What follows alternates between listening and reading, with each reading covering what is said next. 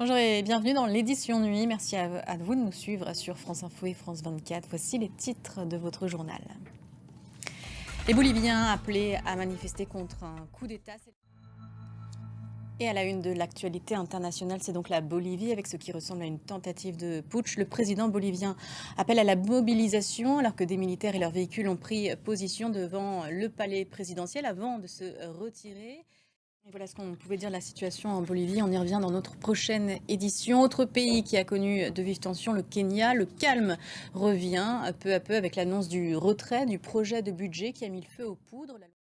Et dans l'actualité européenne, les prochaines 48 heures vont être décisives. Avec ce sommet des 27, les chefs d'État et de gouvernement vont choisir les top jobs.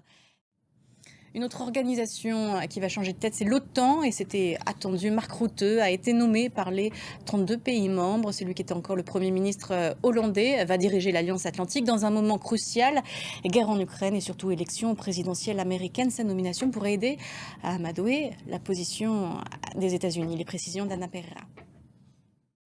En football, on connaît les tableaux des huitièmes de finale de l'Euro. La France affrontera la Belgique, Suisse-Italie.